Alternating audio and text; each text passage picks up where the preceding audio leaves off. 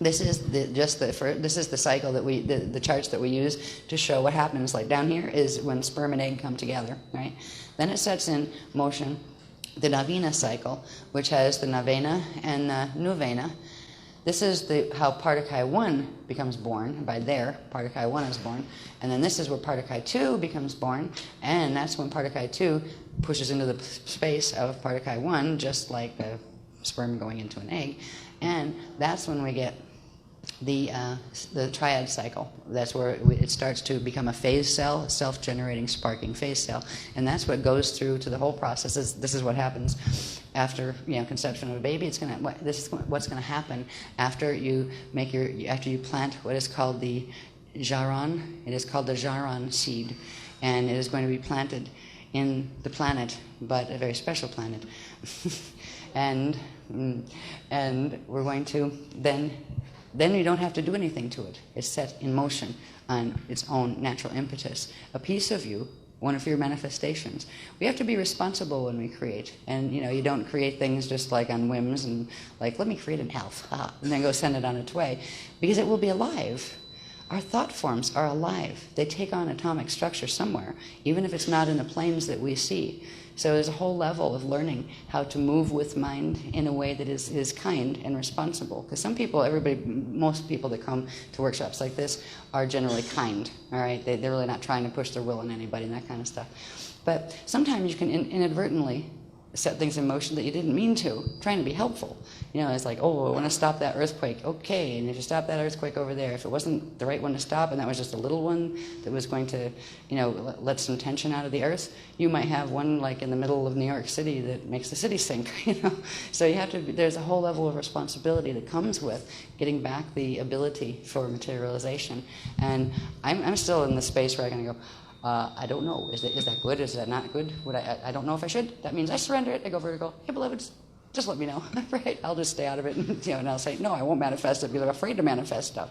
I would still be, and I trust myself as being a nice person. But there's a space where it's like it gets really weird when you start to realize.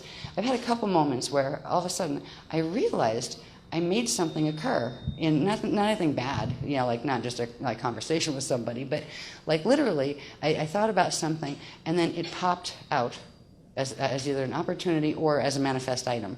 Small stuff, like, think of a feather and focus on a feather, and a feather will find you, right? Think of a car. A car will find you. So you have to be specific. If a car was going to find you, you better be specific about what way you want it to find you. You don't want to end up under the wheels, you know what I mean? I want a car. Oh, really? Well, when we have to be a bit more specific when we're thinking about what we're desiring to create, because we will set it in motion with these processes. There will be time, because we're progressively doing the healing now, so things aren't just going to like leap out of our face and into the world and come back and get us. It'll be a slower process. But once we do this, I don't know what the time frame's on. Once you send one of these seeds in for its fertilization and it begins to take on a life of its own because you asked it to.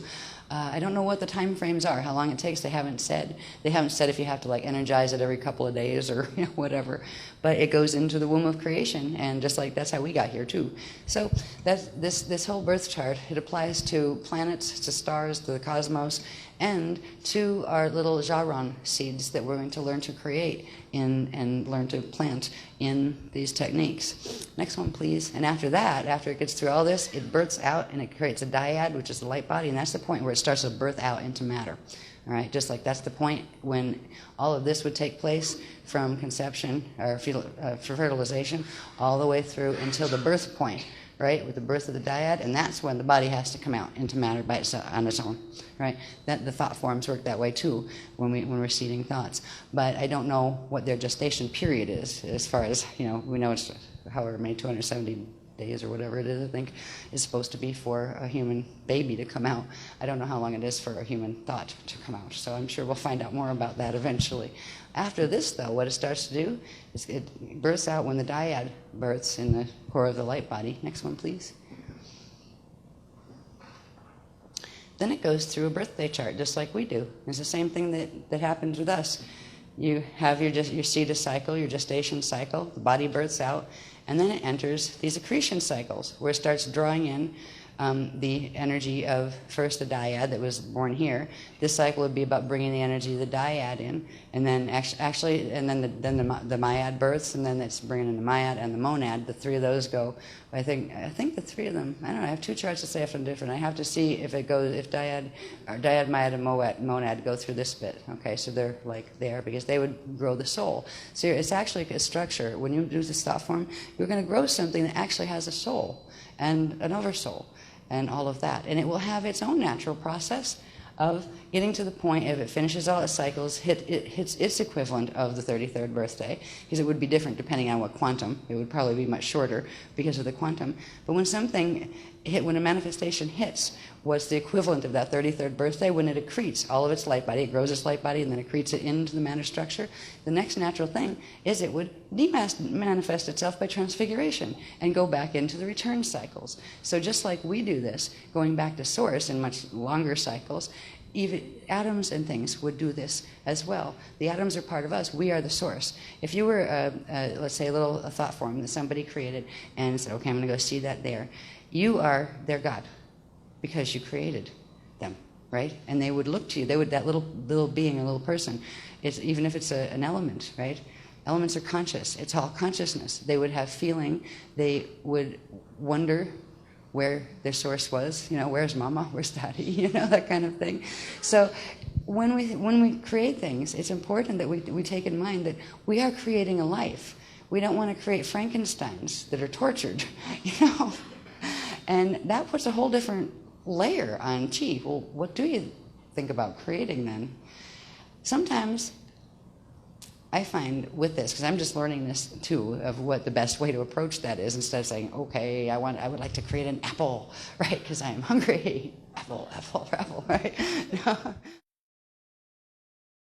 We're not supposed to, it's not as if like God looks down and said, oh, there's a bunch of atoms floating around there, I think I'll put them together like clay and make a person, right? No, we get a borrowed quantum from the two parents, all right? Their light bodies contribute, just like there's an egg and a sperm, and they each have a piece of light body structure that's called and they come together and they form what's called the Vibhati sac.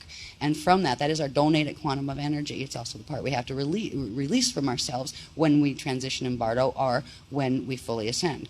But that part, we bring our consciousness into and begin the process of expanding outward into the body at a certain point called fetal integration. We take over the physical growth process of the body. We don't grow. We are not in the body when it first forms. It's moving around. It has its own body consciousness that was part of the donated cell.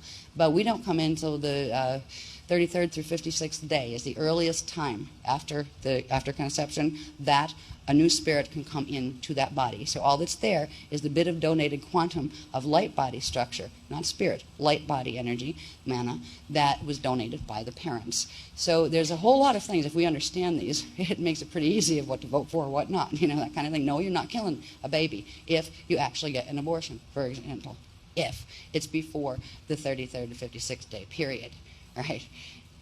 Before that, you have a living body structure. It is composed of the consciousness field and the energy field of the donated quantum from the parents. That will eventually, that part of the quantum will actually go back to the parents eventually once the whole body grows up and ascends and transfigures its atoms and molecules into its own natural structure. It will give that back to the parents. It will be released as dust, Vibhati dust, and it will go back to wherever the parents are, living or dead. It will go back as their quantum. But anyway, all right, they're interrupting me, so they want me to go into something else. We'll get into, all right, we don't want to have to get into fetal integration too much here because we did cover it in the first one, and we got a very long dissertation in paper on it, so it's in the package from the first workshop, but it explains pretty much the fetal integration process, the point at which the new spirit consciousness, the new identity, comes in to the baby body, and then from that point continually expands itself out into the baby body to grow it. That's when it takes over cellular process. That's when the new spirit takes over cellular process. Before that, if a child in the womb dies before that point of fetal integration, there is no other spirit stuck in the mother's field at that point. But there would be one stuck in the mother's field, say if you had late-term abortion and those kind of things, and fetal integration happened to have happened. You will have, it adds to the karmic thing. You will have to that child will have to be born either in this life or another, because it will stay with you. That spirit is tethered to you, and it will stay with you until it can be freed through having its own body to come into. So there's a lot of political issues attached to learning about the structures of how the natural body structures do work. But we're not going to do fetal integration much here. What I wanted to get back to is getting to understand.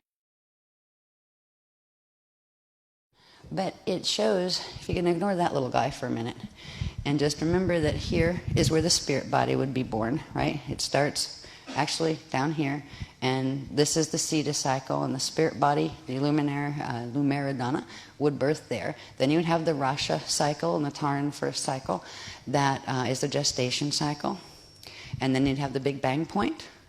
Well, this happens every time a sperm and an egg come together and actually fertilize. And there's very specific sperms. Sperms come in groups that will carry the coatings, or naturally would, carry the coatings of the encryption of Illyrian chambers 1 through 12. And it is only the sixth chamber. And if you well, it's actually, these are Illyrian lines. They run between the chambers. If they're correcting, that, because the Illyrian chambers are a set of 12. Right? If you put the 12 set here, these guys, except for the main verticals and horizontals, run in between them. Okay, because these are at 45 degrees and the others are at 30 degrees. So these are Illyrian lines, which run on the 45-degree thing. And it is the sixth line, the one that carries the encryption for this one, that will be the sperm that fertilizes the egg out of a clutch of them. And it is because that is what will set in motion the Navena cycle, where you have the creation of the first particuli, you have the creation of the second particuli, they form the triad, then the Cetus cycle starts. And through this process of the fertilization point, there is literally the birthing of the spiritual body that takes place. Now, it is not fetally integrated yet. So actually, fetal integration doesn't take place until somewhere over here, and if I had time to read all the little tiny bits, it would be one thing, but if I do this, we won't get to the important stuff for this workshop subject matter.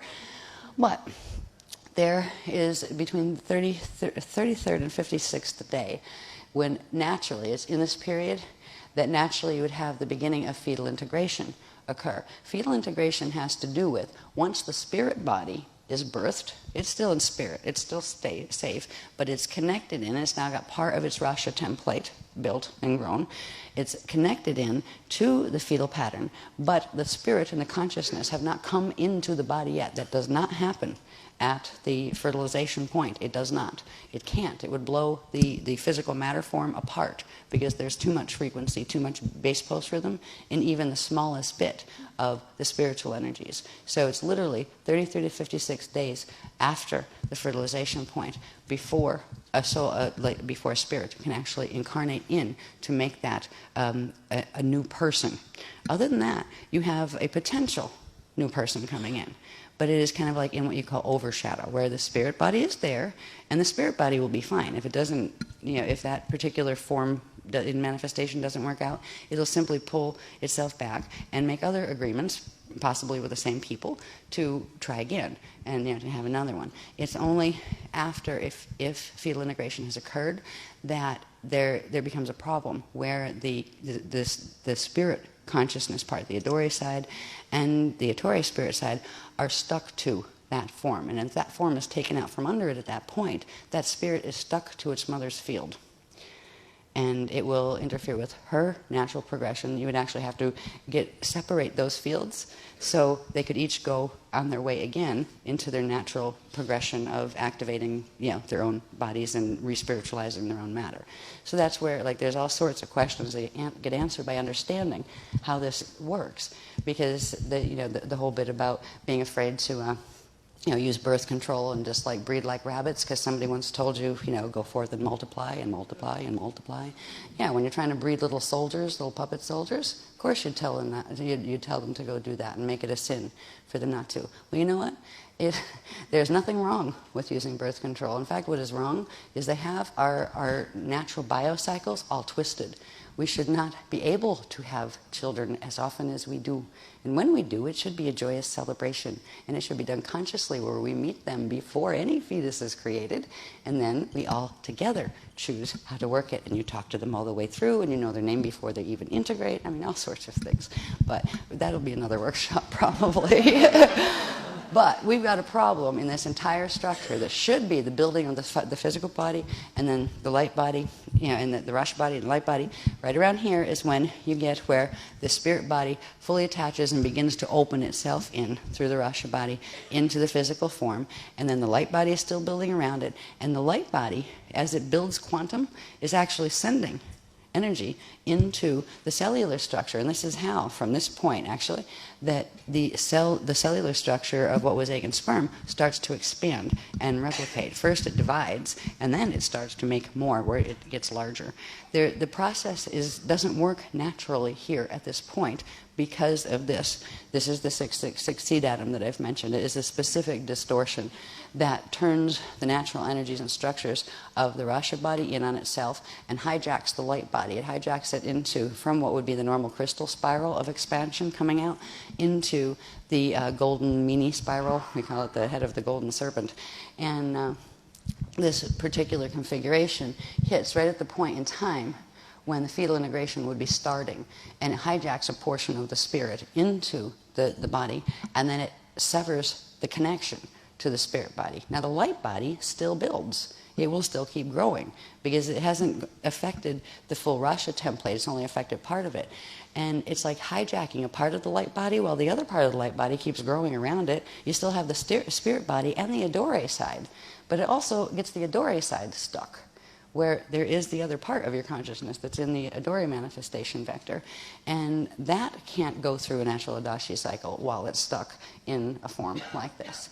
So it is important for both sides of creation to be able to finish our regenesis, because they get hung up if we're hung up biologically, and we have been hung up biologically for a long time. This has been progressively built into the gene code. The natural process is quite beautiful. They take it from here. This is what I thought was really cool. Can we go down here for a minute, Henny, please? Down here. They start at the fertilization point, and then they go for the first, remember these correspond later to the harmonic key cycles, but they go the first second, third second, all the way the first 12 seconds, then the first 12 minutes, then the first 12 hours, right? Until you get to up here, and I believe that's, can I see the top again? I think that's the 12th hour, but I'm not sure. Is this hour 12? Yeah. That is when the spirit body births, okay? So the Ilumeridana actually births at the 12th hour following the fertilization period. And then from there, it moves into the tachyon cycles, or the quantum building expansion cycles, and the birthing of the Rasha. And normally that would go on all the way through here, and there would be 4 trimesters, each with 3 harmonic key cycles in them, 3 cycles of expansion. The Rasha body would build, and at the end of the 9th month would be the natural point for the birth of the child. If at this point, a lot of us, indigos, especially Aquarian indigos, that are trying to get in here and not get totally destroyed by the mutation, so we can't clear enough of it in time before it shuts down and we just can't access the information anymore, a lot of us are barreling out at month 7.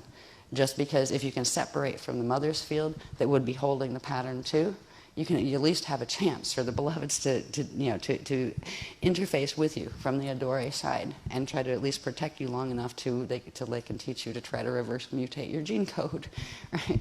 So we're in the middle of this mess here when it's really a beautiful process, and it's a process that once, if it were working normally, we would have the birth of the physical form that was progressively expanded because of the quantum that is being built through the Rasha body and through the light body structure, and part of that light body structure is sending the crystal spirals out into feeding the cellular growth and cellular structure.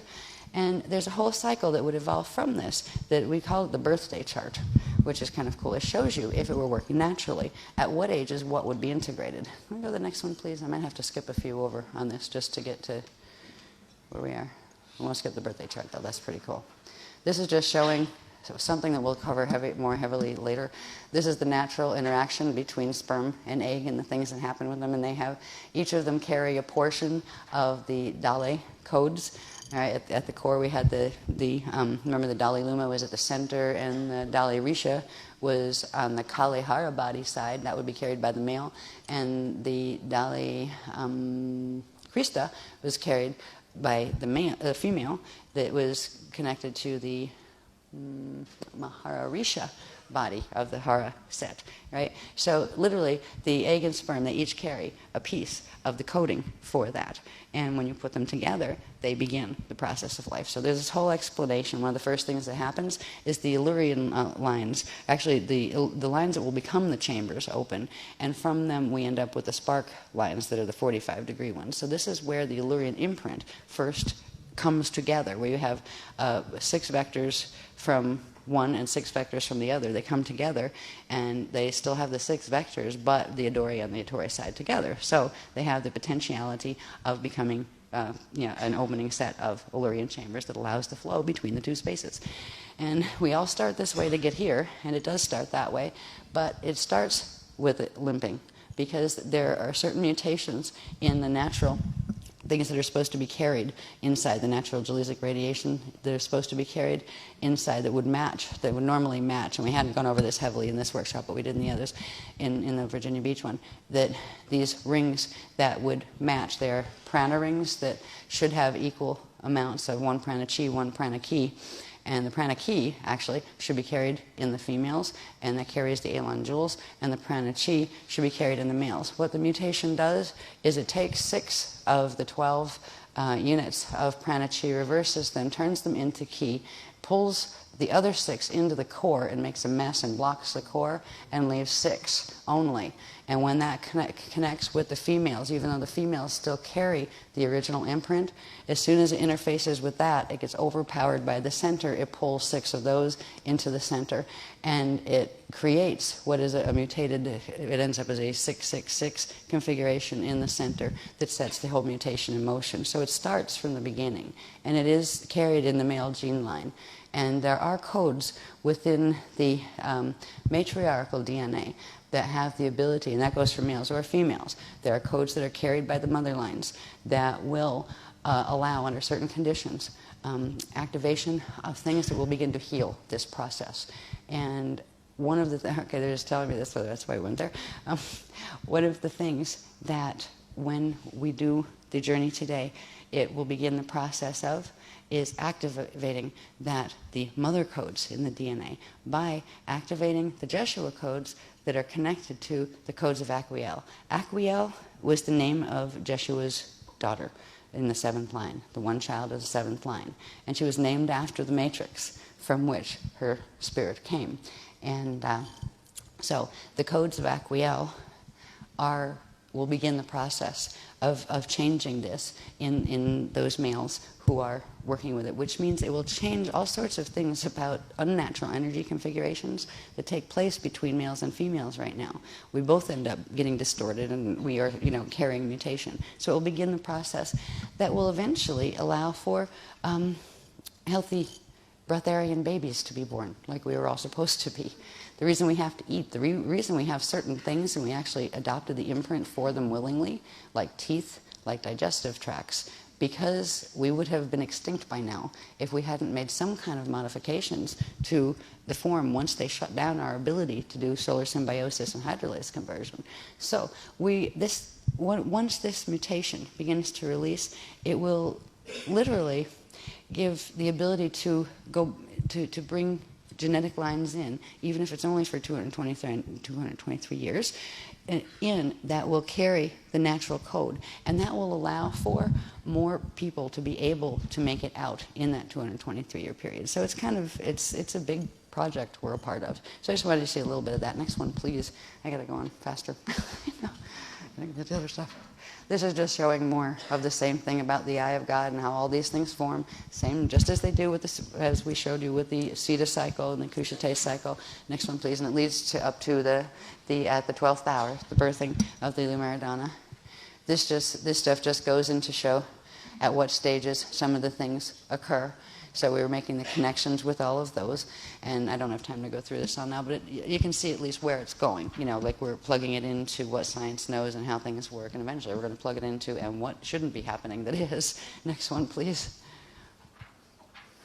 This again just shows the progression. Now right here is where the mutation hits, and it starts with the mutation in the sperm-egg combination, but it creates a mess of, there's certain energies that are supposed to open at the tailbone and they end up in our head instead, where they literally reverse currents in the body and turn them in on themselves, and it creates, instead of the natural flow between the Rasha bodies and the spirit body and the growing baby body, it creates a tube torus effect instead, or the yin-yang mess, and that begins the process of the Metatronic harness, and that, or the daisy of the bloom of doom daisy of death harness, that completely messes up the light body structure that is surrounding, immediately surrounding the growing fetus here. So we covered a bit of this in Virginia Beach. There's more to this, there's lots more to this, but I just wanted you to see where the big stuff that's out there in the cosmos is very much connected to the little stuff too, even little babies, right? And that means once upon a time to you too, and it means you've grown within this harness. This is our bio harness, and we're netted into it, literally, through the gene lines. Next one, please. Now, if we were going to have things working naturally with our bodies, we would go through the same process, right, of building we'd have the tarn, we'd have the dyad, the myad, the monad, the hemorrhea cell, the adon, the edon, the, what's it called, aton, and all the way up through the rest of them. We would have the Rosetta cluster, we would have the Janissary suns, we would have the unisons, we would have the Lumeridana body, etc. And what is neat about this is, if we take this, and right now you still see the proportions of what are the Rasha proportions, the natural that are set by the Rasha, but they're also the light body base shield proportions of what spheres would be how big. Now, if we just take those just for the sense of the diagram, same information, and just even them all out, so I can show more so I can show what happens up here on a diagram, because they get so big when you get out here that it's hard to show anything. We're up to level 12, and there's 15 to deal with, and that's only one set. So I want to show you, because this becomes what we call the birthday chart. Once you even out the spheres, and just know that even though you're seeing them evened out, the proportions are what they are here, but it just was consolidating information for the graph purpose. Not yet, but it will be in a minute. Next one, please. There we go. Birthday chart. Now, if we start in here, right? If we start here was the fertilization point, right? Here was the cetocycle start. Right, here is the gestation period. There's the Big Bang birth of the physical body. Right. This starts. This is what I think is called transfiguration point 1. There's a transfiguration year. Actually, it takes a 12-month cycle, year, to make to finish the fetal integration process, where you started bringing in the spirit body frequencies that correspond to density 1. At between 33 and 56 days. And under normal circumstances, that process would continue past birth to the first birthday of the body. And the first birthday of the body would be considered transfiguration point 1. And at that point, at transfiguration points, this is where each one of these cycles, you'll have a period of 3, they call it the 3 plus 3 plus 1 plus 1 leap. Right? So if you're born here, the first 3 years, 1, 2, 3, would be about integrating the frequencies, where the light body frequencies from the Atori and the Adori side, each on their own side, are actually going through a conversion into matter and filling out the form. Then there is another period of 3 of 3 years. So you have the 3 plus 3 more years of accreting those frequencies fully. And then you have the what would be the flame cycle, where the frequencies of both sides are brought together. So you'd have 1 year of what they call it acceleration. 1 year. I'm just learning what these cycles are. 1 year of like initiation, 1 year of acceleration, and then you'd have leap. Okay. So basically, what you get is by the time, if you're born here, your first birthday is here. This is your density 1 cycle. You're processing the frequencies associated with density 1, which I believe were the dyad frequencies, and what's connected to that from the other chart where it showed them in proportion. I think that's the dyad one. I don't have all the information put on them yet because I didn't have time. So we have first birthday, birthday number 2, birthday number 3. So this would be year 1, right? You're born here, and that's your first year of life to your first birthday, right? So the year comes first, and then the birthday. So we have birthday 1, birthday 2, birthday 3, birthday 4, birthday 5, birthday 6, birthday 7, birthday 8, leap. The leap is the period of time where, during this period, this is called the BPR leap. And this is actually the leap year itself. It is a BPR increase, and it's caused through the Adori and the Atori frequencies coming together, and the density 1 level of the halls of Rishite opening, and that would be the acceleration year. If you don't make that acceleration year, you don't do the shift. There is a shift cycle of angular rotation of particle spin, and a portion of the atomic matter base that grew here would actually integrate its Adori side, they call it adjugate twin, and de-densify while still expanding the body outward, and be able to shift a bit of angular rotation of particle spin to the next cycle. So through the 9th year, by the time you hit the 9th birthday, you would be in the density 2 frequencies, and each of the densities have a different type of energy, and the density 1 ones tend to be the heaviest, or the thickest frequencies. So each set of years, we would be bringing in first, translating the light body structures, growing the light body, and then its currents translating into frozen light, or matter, that matter skin, on top of the iridonis energies that are coming in from the other side. And then once we accrete those frequencies, then we begin to, first I just remembered something. The first is bringing the light body frequencies in, that's the first 3 years. The second is bringing the iridonis frequencies into the light body. And then you have the fully opening the adjugate twin sets that leads to the leap in BPR, that leads to the shift into the angular rotation of particle spin of the next density, characteristic to the next density. All right, so if density 1 is your incarnate self, right, you should be done with that processing, that whole cycle, by the time you hit the 8th birthday, and the 8th to 9th year would be your shift year, where you would actually shift into processing the density 2 frequencies. You would start soul integration here. Okay, so when transfiguration 2 would correspond to density 2, corresponds to the density 2 soul identity of the light body. So you do that, and that would take you all the way through to the next leap year acceleration in BPR, which would be birthday 16, and then 16 to 17, you would go into the density 3 cycle.